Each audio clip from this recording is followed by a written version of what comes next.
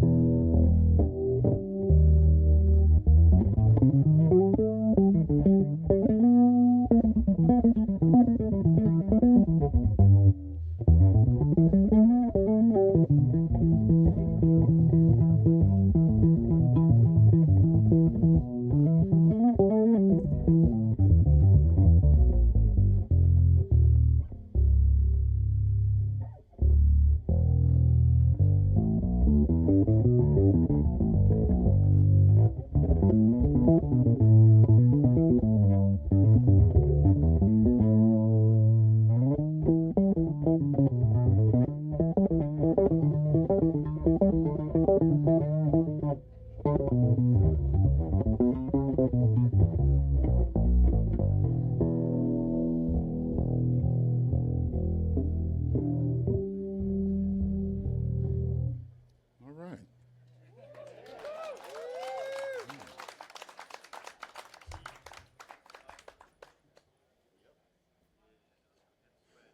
So you just sat through 2.5 hours of traffic, 3 hours of traffic. Yeah, basically. Walk in here cold, not warm up, and just lay it down. Well, one does what one can.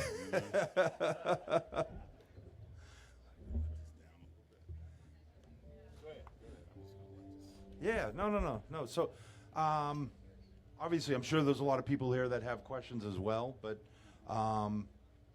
we all know your history, your career. Would you want to kind of talk about how you got started? Obviously, your early days with Miles, Right. up to now. Yeah. Okay, so I grew up in Chicago, and Chicago's a really great musical proving ground. The issue of there not being like really any industry there is the only problem, because there's a ton of musicians, and there are a ton of older and older musicians who basically make sure that the young guys coming up know what they're supposed to know, or you get talked about bad, or you don't get hired for a gig. So I came out of that proving ground learning, you had to know how to play some through some changes. You had to be funky. You had to know how to play behind a vocalist. You had to know how to improvise, different things like that. So when I got this big call from Miles Davis, it was basically, I had been prepared for all of the things that I was going to be asked to do. Improvise, or at the time we were playing a lot of like funky improvised jams with Miles. I grew up playing that way, with guys who dreamed of playing with Miles Davis and, playing the Bitches Brew stuff. So there was that. Miles is, when he plays a ballad, is just basically the same as playing with a voice, because that is what, his horn even sounds like a voice on a lot of stuff. So I was prepared for that. I was prepared to, improvise bass lines. And And so right before I went on the first time I played with Miles, he asked me to come in his dressing room, and he asked me, he says, so do you have any questions? And I said, no. And he thought that was really funny, But like I said, I had kind of been prepared for, to do that gig, by the musicians, the elder musicians who I had been playing with and hanging out with. So they prepared me well. So that was the beginning for me. And of course, it's an incredible calling card because, you go on an audition after you play with Miles and people say, well, who have you played with, And you say, well, I played with Miles Davis. And they're like, oh, okay, So it really allowed me to be heard, specifically when I went to New York City. So, there's a ton of incredible musicians that living there, or there definitely were at the time. And to even get heard was kind of difficult because, the competition was so high. But, you walk in and they're like, yeah, that's the guy who just got the Miles gig. They want to take a listen, even if it's to find out that you can't play. So that was really a great entree for me into New York City. And, the rest of the stuff kind of happened from there. From there, I met, Branford Marsalis, who introduced me to Sting. And, from there, I worked with Herbie Hancock for a couple of summers, Madonna, Peter Gabriel, all of them are jobs that kind of helped me. One helped me get the next, and, the next helped me get the next, and so on and so forth. So that's the kind of basic beginning for me.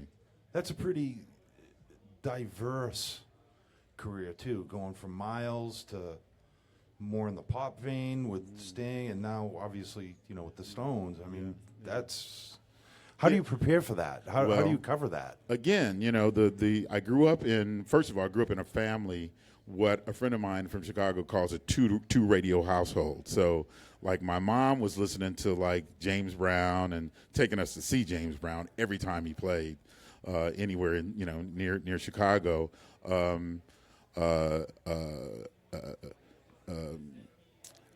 My dad was listening to early Miles and John Coltrane and Oscar Peterson. So I grew up at a time when Sly Stone and Curtis Mayfield and all of these artists were like on the radio, and so of course I grew up playing those songs. My dad insisted that I educate myself in jazz, so I grew up learning how to deal with that, and so. In a way, I'm this weird kind of hybrid because whenever I play a rock gig, the jazz guys, or even when I was on tour with Miles, the other jazz musicians would say, I don't really like rock, but I like the way you play it with Miles. And we're all like, well, we thought that was jazz. Well, meanwhile, the rock guys, when I started playing with them, they were like, I don't really like jazz, but I like the way you play it, so... and so it's really been great and really great. One of them, master jazz musicians, Ornette Coleman, told me that it was really a great thing that I was able to move in and out of these different areas because he told me that you don't want to get pigeonholed into being just one thing because it will limit your career. And so he was right, I guess. If I look at my career, he was absolutely right. Right on. Cool. I know we have a microphone floating around outside too, so if anybody has any questions, Great. Just put your hand up and we'll pass you the mic. And but my favorite part. Gentleman here, does he have the microphone? Who's got the mic? Is the mic over there? Okay, he's got the microphone, so we'll let him go we'll first. Go over there and then come back to this gentleman. Go ahead. Good afternoon. I was just wondering how important to you are foot pedals and effects pedals for a bass player?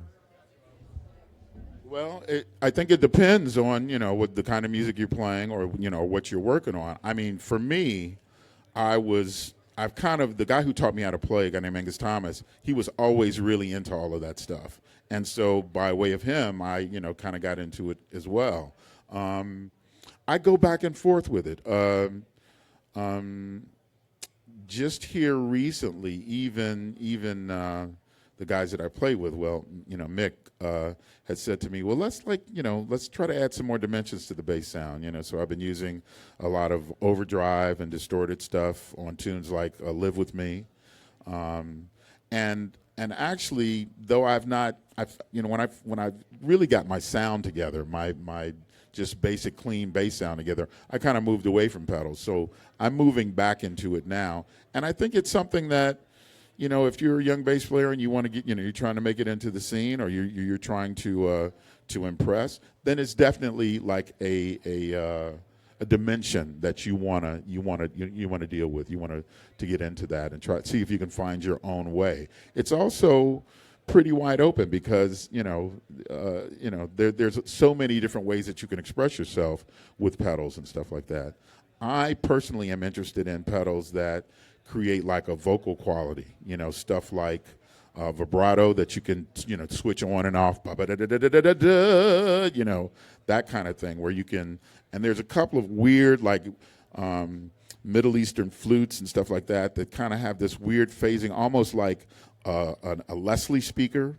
That kind of stuff is, so there's all these different ways that you can kind of express yourself and develop your own thing with pedals. So I think it's a valuable tool, to have in your arsenal. I think this gentleman here had a question, Stu. Hey, one idea I picked up from an interview of yours that stuck with me is that you described the Stones as their sound as rock and roll with the R&B pocket. Mm-hmm. What's your method for playing rock and roll with the R&B pocket? I just play R&B. Well, it's interesting because anything that you play long enough, you kind of, you develop an ability to play it better and better. But even after I've been playing with the Stones for years, and students would come to me and say, "Man, how do you play rock and roll bass?" I would actually send them up to a club that's near my house, The Joint, to hear Waddy Wachtel, and the bass player who played with him is unfortunately departed brother Rick Rosas. Rick the bass player is his name. To me, the simplicity of the way he played, and again, rock and roll, there is the roll. So in a way, rock and roll and R&B, there's a connection there. I always really felt like I was able to kind of fit with the Stones based on the fact that I both grew up in the time of Motown, and that way of playing bass just informed me before I even picked up an instrument. It's like you're hearing this stuff in your head, and I'm dancing to it as a little kid, and when you finally pick up an instrument and some drummer goes boosh kadatu, it's like, okay, well then the thing that I'm supposed to play now is like a Motown thing, and it's not something that I ever really studied at that point. It was something that just kind of went in with osmosis, So Keith Richards always says, rock without the roll. What's that? He's like, that's German marching music, So I think it's inherent that rock and roll has some of those, some of those elements, And so again, when I first heard the Stones, when I first really listened from that place, I was, obviously with a woman who liked the Rolling Stones, and she was playing this record, and I was like, it's all right, it's okay, But as I really listened, I thought to myself, wow, I think the way I play could really fit with that. And so it, turns out I was right about that one thing, yeah. So yeah, it's not so much difference. They're very, very, if you listen to, the great, rock and roll bands, listen to the Stones, listen to Led Zeppelin, all of those bands, any of that stuff, and check out the bass. All of it is kind of R&B based, or it has some of those elements in it. So I think they're in a way interchangeable. If you hook up your Motown stuff, your R&B sound, it will definitely help, I think, your rock and roll feel, Darryl, are there any players that you listen to? Obviously, you listen to a lot of bass players, but just like your top 3 bass players in terms of who you modeled your sound and your playing, and to prepare you for who you're playing for right now. Well, I listen to, all of the guys, the second bass revolution I always talk about, like, the whole Stanley Clarke, Jaco Pastorius, Alphonso Johnson, all of those guys. I call that the second, kind of bass revolution. The first being, James Jamerson and Monk Montgomery and all of those guys who were doing that stuff, doing the stuff that basically taught us what electric bass is, my favorites, Jamerson's got to be in there, Jerry Jamont, and I would even say, even more, just those records from that period, all the Philly International stuff, all the Motown stuff, all the stuff that, the stuff from Chess Records, all of that stuff I think are songs to listen to. And obviously the bass players are going to be cats like Willie Dixon, James Jamerson, Bob Babbitt. Monk Montgomery is another important one that I think a lot of people forget about. Anthony Jackson, with his really groundbreaking work on tunes like Money, Money, Money, Money. It took me a while to even figure out what he was doing, that he was using a pick, and, I didn't recognize that until I heard a guitar player pick up my bass and start playing on my round strings, and I was like, oh, shit, that's the Anthony Jackson sound. So he looms large. Stanley Clarke, Jaco Pastorius, all of those guys, really for what they do, kind of loom large with me, But I would say for rock and roll and R&B, James Jamerson. Yeah. Yes, sir. Go. Hey, how you doing? Hey. My question is more about the creative process, because you said you studied, and I'm just kind of curious what role theory plays and how you approach things, or if you, do you get a chord chart and kind of embellish and go from there? Or do you have an idea in your head, or do you really rely on the theory and then your ear? Because everyone really has such a different approach, and it's cool to hear that because a lot of us play bands, and not everyone gets to play originals as often as they'd like. Right. I do both. I do both. Miles was a really big proponent of sitting at the piano because he always said, you can see it at the piano. You can really see. One of the things that I think is paramount for bass players is to really try to develop your sense of harmony, knowing what, not just regular major and minor chords, but the seventh chords, altered stuff, polychords. And I'll do whatever I have to do. If I hear a sound on a particular chord change that I'm not familiar with, then I'll literally take that chord change. If it's, some weird thing like, B flat major chord with B in the bass. Well, I'll start looking at, okay, how do those two things, connect? And I'll just figure out a chord scale, or I'll figure out the important notes to play over that chord. And so then I put that in. Now, it could be if I'm doing an analysis on something, then I'm looking at the chord charts. But what I think we all need to do as musicians of every kind is really use our ears. I heard this kid, Jacob Collier. Have you guys heard about him? What I was really impressed about is that he's talking about theory and he's singing these chords.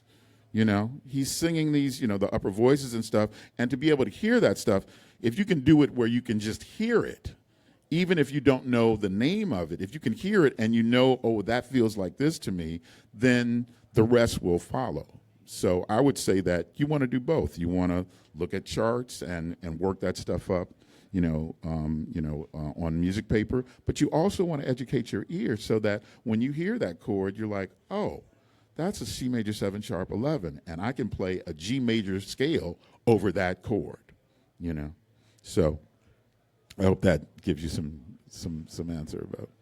I think it's just really interesting to hear how people take different styles and stuff. Not everybody gets to play different styles of music. Right, yeah. The guys who grew up walking have a completely different approach.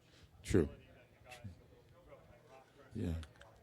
Yeah, no, he's talking about the guys who grew up walking bass. The reason why those guys have a different approach is that they're harmonically more sophisticated. They know the changes in a way that allows them to choose more. Their palette is more open, I think that a lot of people stay away from a lot of the tension because you really have to know where that progression sits, what chords where, how it's going. That's true. Yeah. No, hey man, listen. I've been playing.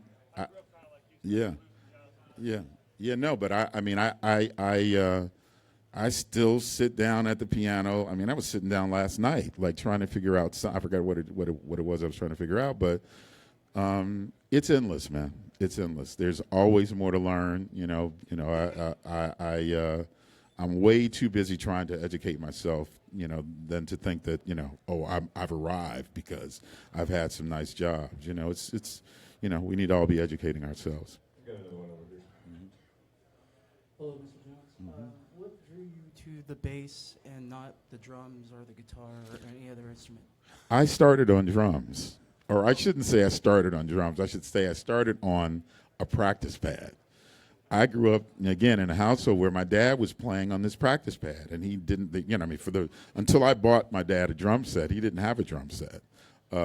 He had this practice pad, and he would sit and play on the bar stools, and he would practice his four-way independence. But that was a sound that I remembered, mama, dada, mama, in the house when I was a kid. So when I got to be about 7 years old, I asked him to teach me. He went and bought me a little practice pad and started teaching me. Also, he got this little xylophone out that was like behind the bar in the basement, behind some books and stuff that, I didn't know it was there. And so he wanted me to understand, that. But I've gotten away from the point. What was the question again? Oh, bass. So started out on drums. Damn. Started out on drums. It was a long drive. Yeah, Man. it was. It was. Started out on drums or on practice pad, and I went to a talent show when I was in third grade, and I saw these guys who I knew. One of them was my next door neighbor. And the rest of them were guys who were my play leaders when I was in kindergarten, like the older kids who would take care of the younger kids at recess. And so the curtains opened, there's a band playing, and I'm looking like, wow, there's, all my guys that I know. And I saw Angus, and he was playing a guitar, what I saw as a guitar. And so I decided, when I see him, I'm going to ask him to teach me how to play. So I did. And he said, well, what do you want to learn how to play, the lead guitar or the bass guitar? And I said, what do you play? And he said, I play the bass. That's how I got to be a bass player. Yeah. I got a question too. Kind of switching gears here for gear and whatnot. But, again, getting back to you're just such a diverse player, man. You cover all the styles. Is there certain gear that you use for, hey man, I'm on tour with the Stones, or I get a jazz gig at home, or I'm playing in an art. Yeah. What's your view, or what's your approach on that? I really think, for rock and roll, R&B, rock and roll, Ampeg, man, an SVT, and for me specifically an SVT, unless I'm recording, in which case a B15, which is something that you can get a great sound from, as long as you don't want to crank it too loud. It's a really great studio sound. Everybody's used it. It's on countless records that you've heard of. For more maybe pristine stuff, I generally use some PA type gear. Yep. QSC is what I kind, and actually because of that gear is really high wattage, super clean, Class A stuff. That's what I use for some of that stuff. And with the Stones, since I need that horsepower, that loudness, I use both. I use an SVT for my rock and roll sound, and I use the other stuff so that when I'm standing next to Keith Richards, I can actually hear myself. Is he that loud on stage? He actually isn't anymore. Okay. Not anymore. And I've actually swithed over to in-ears. I like to feel the bass as well. So, there's that too. We're going to have to get you switched over to Mackie, though. Oh, on some yeah. of Hey, that man, stuff. yeah. Right on. And of course, now, we've got a couple new pedals. You were talking about, like a chorus that has more of a vocal quality to it that can actually border on a tremolo. And that's actually the pedal that we're releasing here at NAMM, which is that funny green light that's flashing up at you. So if you want to play around with that, I can try and dial in some sounds for you as well. That sounds good. Let's check it out.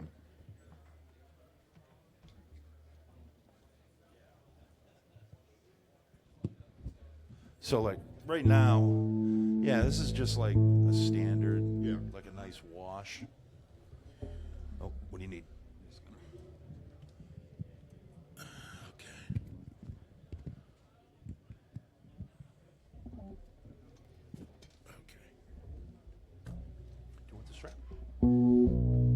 Oh, wow. That is pretty cool. Look at that. So it's what they call a dual chorus. Uh-huh. So you actually have two choruses that, they sweep together, but then they overlap at some point. And when you get that overlap, it's almost like cancels itself out to some degree. But as I turn this up, you can go. Oh, I like that.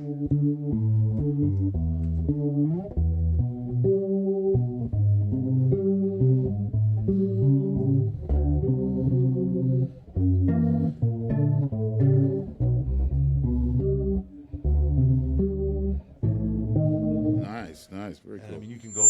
Oh, sorry. You can go full, what I call full trippy. Yeah. Trying to score movies now too. So. That'll wake the kids up in the Use all morning. But yeah, going back to just like a nice vocal quality chorus. That's about the coolest I've heard, man. That's because chorus is not something that my friends and I, we have a running joke. There's no chorus in rock and roll. you got your tremolo, you got your vibrato, you got your distortion. There's no chorus in rock and roll. Well, you can prove them wrong on this one. So yeah, but that's really a beautiful sound. Yeah.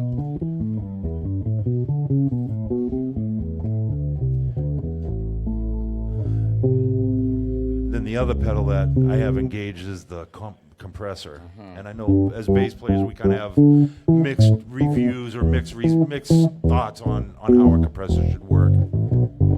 Yeah, that's cool. I like that. So that's I really engaged, like yeah. that. I like that. Part of that, I really like that that at the beginning of the note. Let's turn off the chorus for just a second. Go ahead.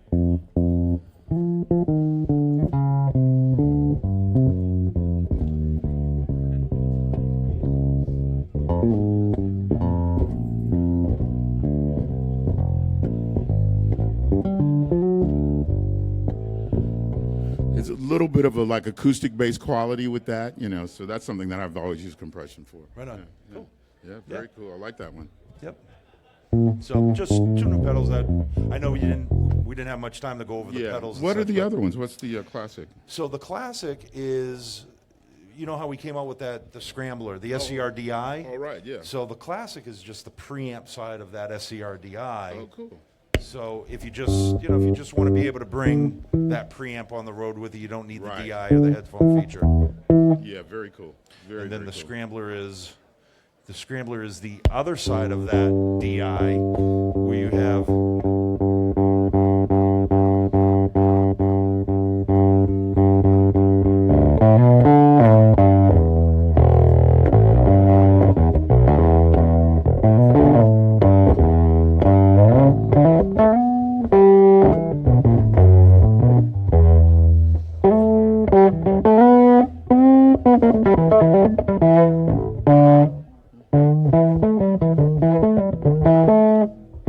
It's kind of like that raging SVT, Yeah, right. that exactly, dirty yeah. SVT sound. Yeah, again, that's part of one of the reasons that I use the SVT, because you want just a little bit of furrow in it when you push the instrument. Gives you a little bit of like tube warmth and just a little bit of breaking up. Yeah. Is a really cool sound for rock and roll. So it's just a good solution for guys that are, fly dates, travel dates. They just want to put that sound in their gig bag. Yep. Very cool. Very cool. Yeah. So, do we have any other questions out there as well? Yeah. This is this is what's called the Chatham bass. I grew up in an area in Chicago called Chatham, so like the most simple bass that we're offering, or eventually we'll be offering, it will be the Chatham bass. Oh, gotcha. And P basses I generally use flat wound strings on. It's for that sound. All of the a lot of the music I've played with the Stones is music that was developed in the 60s and 70s. The round wound string sound didn't really start taking off until until, you know, maybe mid 70s or something like that. Even actually, if you think about the sound that we associate with round wound strings, the thump sound, if you listen to Thank You for Letting Me Be Myself, which is one of the first tunes that's got thump on it, he's got flat wound strings on that jazz bass. And it creates a little kind of funky, like, where is that strap? It creates a little bit of an envelope filter type sound when you thump with it. I'll see if I can play that bass line.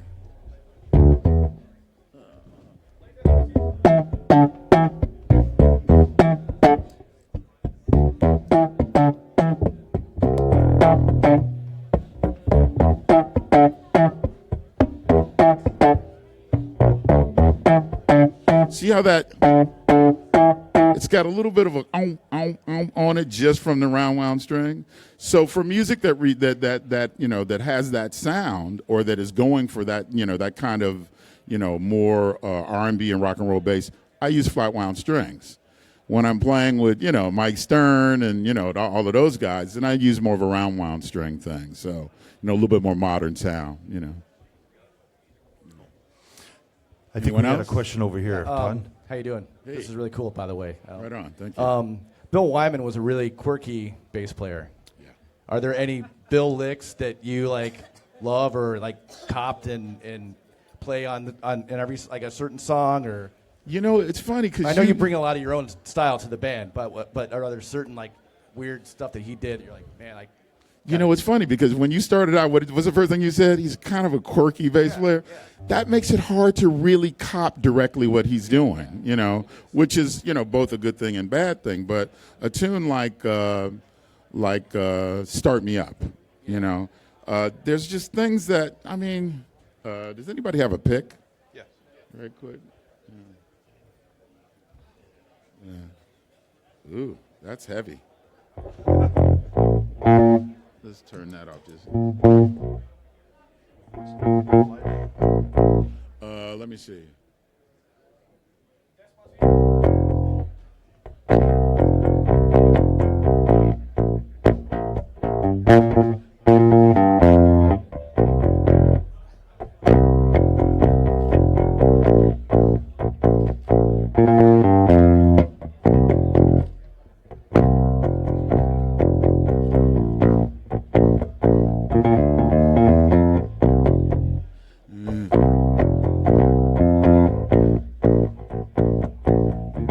Even when I try to play like him, it just doesn't kind of work. He's got such a kind of specific thing that he does, particularly on those tunes, and then if they don't play it like they played it when they recorded it, it's even more difficult for me to really try to make what he played work. So, but there are, you know, two or three things. Some of what you hear when you hear the bass playing on Stone Records, some of it's Keith Richards. You know, like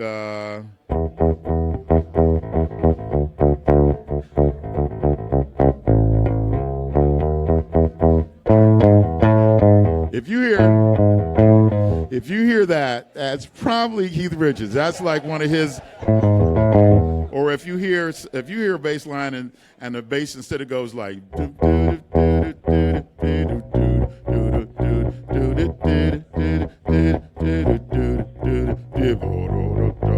And he plays the lower third instead of the tonic note. That's Keith Richards, you know, and it's a little bit easier to like kind of digest his, you know, his licks and stuff like that. But I think, I mean, if you listen to Start Me Up, Bill is playing funky as hell, man. You know, it's like he's playing way more funky than a Londoner or you know, a British guy should. You know what I mean? He's pretty funky. So I think he's really a great musician, but hard to like really put your finger on the things that he does, you know? Yeah. True. It's very true. Yeah. So we got probably a few more minutes for some questions, and if you want to play us out. You know, it's funny because my friends and I, when we were growing up, we would always talk about the musicians who had what we called music store chops. You know, like the guys who like you go into a music store, they're gonna impress you. They got licks, they got flash and stuff. I don't. I sound better playing with other musicians. Now they're called You know what I mean? now they're called NAMM chops. Nice NAMM chops, man. I got to get my NAMM chops up before the show. So I don't know that me playing by myself is all that impressive. I do better with drummer and a keyboard player. Right on. We have maybe one another more question. question? Yeah. Hey, Darryl, how you doing? Hey, how's it going now? Good. I got another Stones-related question. I've seen set lists that Charlie Watts has used before that has like the actual beats per minute on the set list. And I was wondering if you guys, if anyone on the stage, him or you or anyone, actually listens to a click track while you guys are on stage, or is there one used to start a song and then it turns off, or is there anything like that goes on? Well, no, Chuck Leavell basically, kind of is the he is the default second band leader behind, I guess Mick and Keith, but he's like the keeper of the tempos and stuff like that. So he actually has a click. I don't know exactly how he does in his head. I don't know exactly how he does it. I think after a while you kind of get used to it. You start singing the tune in your head, and you get the tempo. It just kind of comes up. So I'm not sure if he's actually got a device on stage. Okay. I think he's probably pretty well versed in knowing what the tunes are supposed to feel like, and maybe he's got something. The one tune there's only one tune that the Stones play along with the click track, and that's "Sympathy for the Devil." Because there's like a there's a sample percussion congas or something. Percussion track that we play along with. That's and the I noticed only one. Charlie wears like cans on that too, on that tune. Because he's trying to with everybody playing at a good clip on stage, he's trying to really hear where that click is. Yeah. Cool. Thanks. Yeah. Thank you. Sorry, we're just ordering dinner for tonight.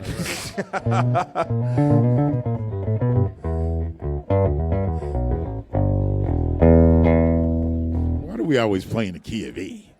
Man, that thing sounds killer too, man.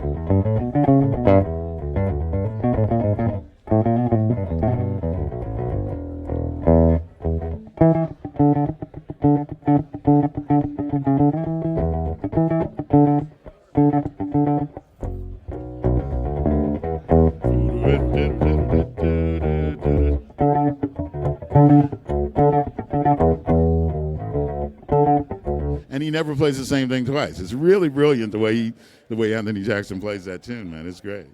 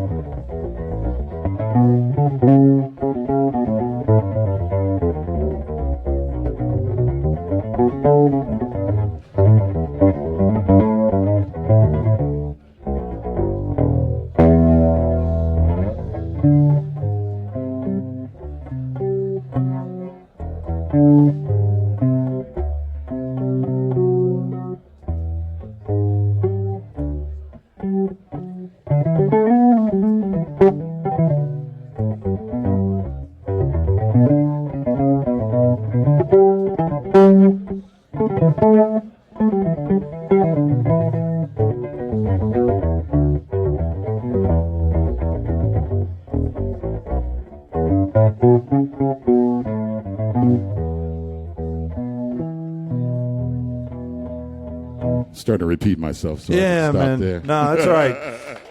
Give it up for Darryl, guys. Come on. All right, thank you. Thanks very much.